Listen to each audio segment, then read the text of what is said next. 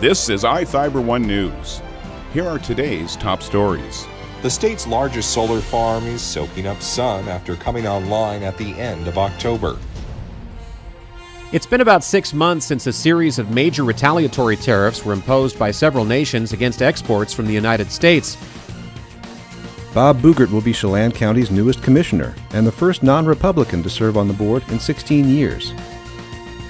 iFIBER boys basketball team has managed to stay competitive in the CWAC through the years. Last season was a rough one, with sickness and injury plaguing the iFIBER Tigers. From the iFIBER 1 newsroom, this is iFIBER 1 News, and it starts now. The state's largest solar farm is soaking up sun after coming online at the end of October. Located in Lynn, the 201-acre array is comprised of 81,700 solar panels. Owned and operated by Strata Solar and built by Swinnerton Renewable Energy, the power plant generates electricity for purchase by Avista Utilities of Spokane. The Adams-Nielsen Solar Power Generation Plant was built to supply power to as many as 80 large commercial and industrial customers wanting carbon-free electricity.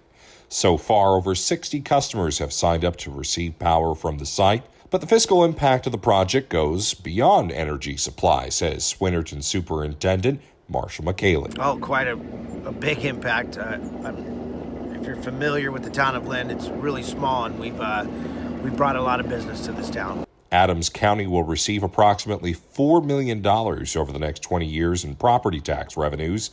The project will increase Adams County revenue by 1.25% each year during the 8-year life of the program.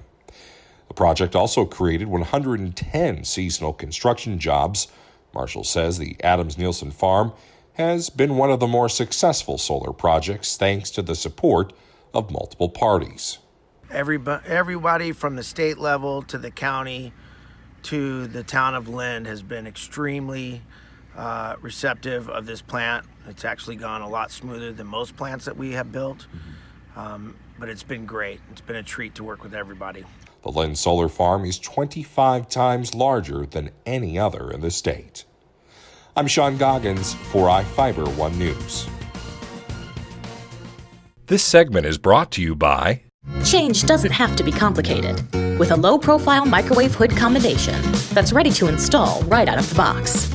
It fits in the same space as your under-cabinet hood, so you can get your microwave off the countertop and make space for the routines worth keeping. The low-profile microwave hood combination from the #1 selling appliance brand in the USA. Whirlpool Appliances, now available at more furniture in Ephrata. It's been about 6 months since a series of major retaliatory tariffs were imposed by several nations against exports from the United States, and their impacts are already being felt, especially by trade-dependent states such as Washington. According to a new report prepared by a trade consulting firm utilizing U.S. trade and census statistics, Washington farmers have experienced an overall drop in foreign sales of up to 28% over last year.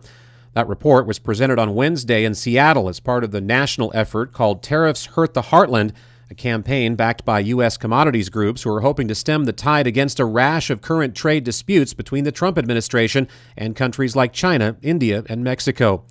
Agriculturally produced products were designed to be specifically impacted through the tariffs, which were enacted by these leading U.S. trading partners, and have apparently succeeded in doing so, especially for perishable crops like cherries, which must be shipped within 3 months of harvest so as not to spoil.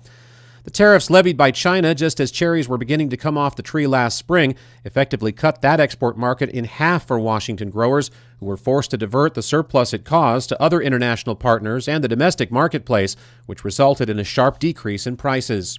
Washington apple producers may be next in line to fall victim to the reciprocal taxation, with their recently completed harvest now ready to test the newly volatile global marketplace. We still have a 20% duty in Mexico.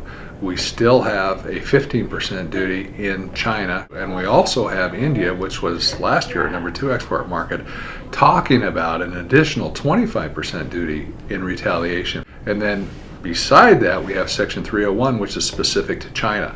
We have a 25% duty in China that we're having to deal with right now. So when you add 25% in China, 15% for Section 302 into China, that's 40% duty that we didn't have last year. This segment is brought to you by Your taste buds bored? Well, then bring them to Jay's Teriyaki. Not only does Jay's have a variety of teriyaki dishes, they also offer mouth-watering salads and sides. Call Jay's 509-764-5155. Jay's Teriyaki, located at 123 East Broadway in Moses Lake, because it's all in the sauce. Bob Boogert will be Chelan County's newest commissioner and the first non-Republican to serve on the board in 16 years. Of 3 independents running for county seats and 1 for state legislature, Boogert was the only winner, and by a narrow margin, about 1%, over Republican candidate Sean Smith of Kashmir. That amounts to just 440 votes, with 288 ballots still to be counted. We are close on election night. We are close the Friday following, and percentage-wise, we're still really close. 440 votes out of over 30,000. That's a close race.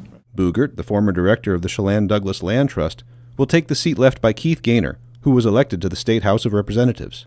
Smith, who ran as a business-friendly candidate, was hampered by revelations of unpaid business taxes at his 2 Walkabout Grill restaurants, where he admitted not paying $237,000 in employment tax he was required to withhold from employee paychecks. The progressive group Indivisible Wenatchee circulated news of his tax troubles, which were public record with the county, as well as anti-Muslim and anti-immigrant posts that Smith had shared to his personal Facebook page. Smith accused Boogert's campaign of spreading word about his taxes, and did so again in his concession Wednesday night on Facebook. Boogert said he was aware of the tax issue throughout the campaign, but did not use it to attack Smith. Boogert ran on a platform of long-term planning for housing and environmental needs, modified rules for cannabis growers, and investment in outdoor recreation. The new independent board member joins 2 Republican commissioners when he takes office in January. Jefferson Robbins, iFIBER 1 News. A Freda boys basketball team has managed to stay competitive in the CWAC through the years. Last season was a rough one, with sickness and injury plaguing the Freda Tigers. They still managed to win 10 conference games and make it to the second round of districts. This season the Tigers are back and healthy and ready to make some noise. Other teams in the CWAC are missing some of their star players to begin the season, and head coach Brandon Evenson believes that his team is healthy enough and, more importantly, talented enough to take advantage and finish in the top 3 in the CWAC. His seniors are on board and also believe a great season is on the horizon. I think we're going to be pretty good. We've got good players. The kids that have stepped up and work hard for us. I think we're a pretty good team this year. Our inside game is going to be really strong, and we also have good shooters and just unselfish guys. Just want to get wins and work hard. The boys team and girls team will follow the same schedule. That will put the season opener in Kashmir the Tuesday after Thanksgiving, and the home opener against Prosser the following Friday at 7:15. I'm Adam Chikoski for iFIBER 1 Sports. This is iFIBER 1 News. For more information on these stories and other news, visit us online at iFiber1.com or check us out on Facebook.